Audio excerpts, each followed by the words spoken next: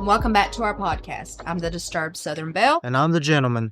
We're starting a new series where we're going to be talking about some of the most disturbing media. This is going to be where we're talking about different books, songs, movies, just TV shows, anything. We're starting this series by talking about some of the most disturbing books.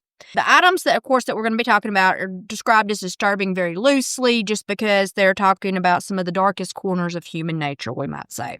So in our first entry, we're going to be discussing the 2006 novel by Cormac McCarthy entitled The Road.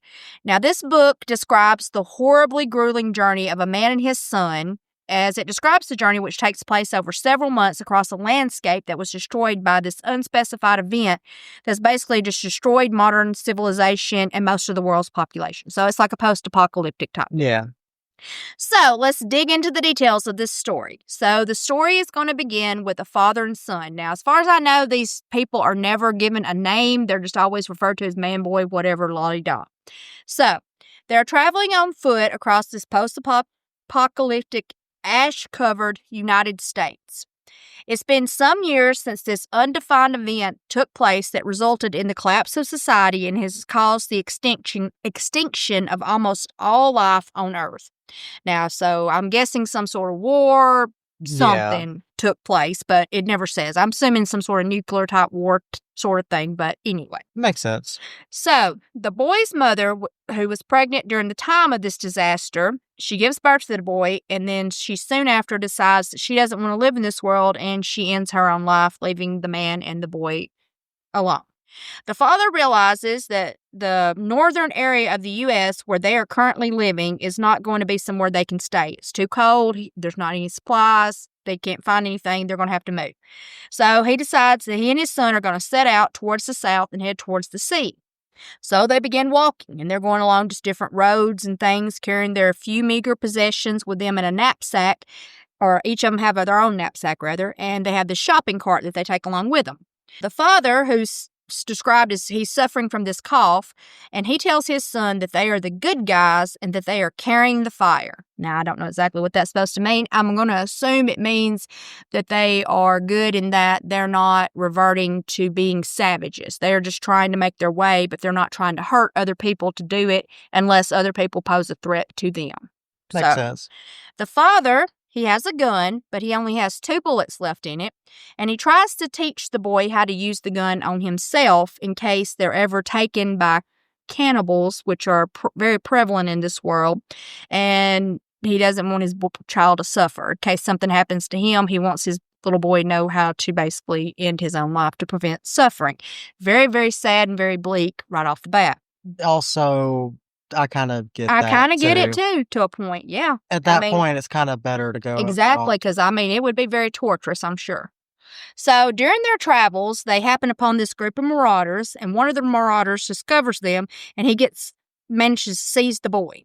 The father is able to then shoot the man and kill him. However, during the chaos, while the other ones are alerted, they end up having to leave almost everything that they had behind, their knapsacks and everything. They end up leaving their shopping cart a little ways away, so that they still are able to take with them, but it had very little in it. Most of the stuff they had was in their knapsacks.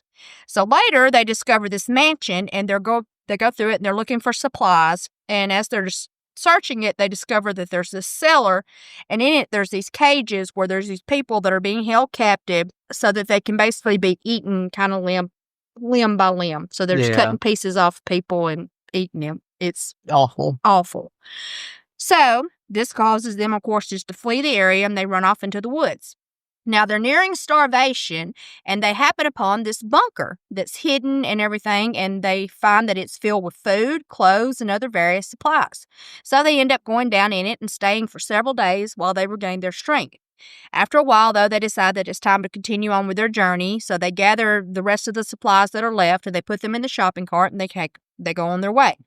Along the way, they happen upon this older man, and the boy insists that they share some of their food with him, which the father obliges, and they do. They continue on their way, and they later happen upon a group, and they're able to evade them, and they see that this group is also filled with several members who are pregnant women.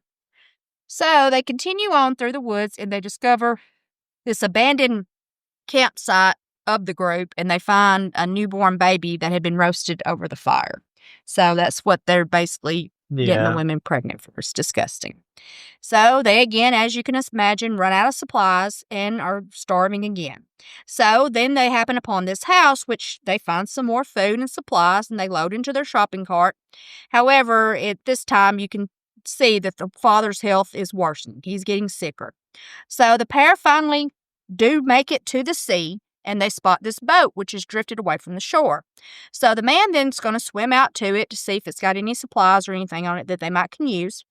And while he's gone to search the boat, the boy falls asleep on the beach. Now, the man gets out to the boat, and he discovers that it does have some supplies on it and also a flare gun, which he takes and starts gathering up, and he's going to swim back. Now, while the boy is asleep, there's this thief that comes along, and he steals their cart and supplies, what little meager stuff they did have left. So the man gets back to the shore, and he discovers that, that their cart and supplies have been taken, and he and the boy set out to find the thief. They find the robber, who is this man who's traveling alone. The father then forces the man to strip naked at gunpoint, and then he takes the man's clothing and the shopping cart that he'd stolen from him, and he leaves. This causes the boy some distress. He doesn't like that the father basically just kind of left this man to die, and, he kind of tells him, that he's just kind of trying to survive too, whatever. So the father then relents, and he decides he's going to try to give the man his clothing and shoes back, and he's going to leave them on the road for him, but the man seems to have disappeared. So they just continue on, and while walking through this small town, there's this man who's hiding in one of the buildings, and he shoots the father in the leg with an arrow. Now, this causes the father to retaliate and shoot him with a flare gun, and they're able to escape. They continue along, moving further south along the beach, and after several more days, the father just realizes that his health is deteriorated to the point where he's not going to be around much longer. He's gotten very sick. He tells his son that he will still be able to talk to the boy after his death, and he tells the boy he must continue on without him.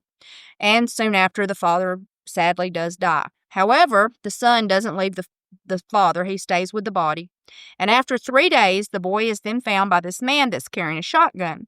He tells the boy that he has a family, which includes his wife, son, and daughter, and he convinces the boy that he is one of the good guys, and he takes the boy with him, supposedly offering him protection.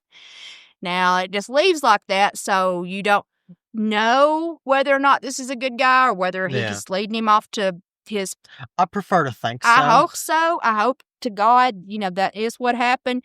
But a very, very bleak story. And sadly, I couldn't imagine it wouldn't be much different if it was really that bleak and bad. There's no telling what you might see in this world. But that's our first entry. We hope you enjoyed it. Don't forget to like, follow, and subscribe. And don't forget to stay disturbed.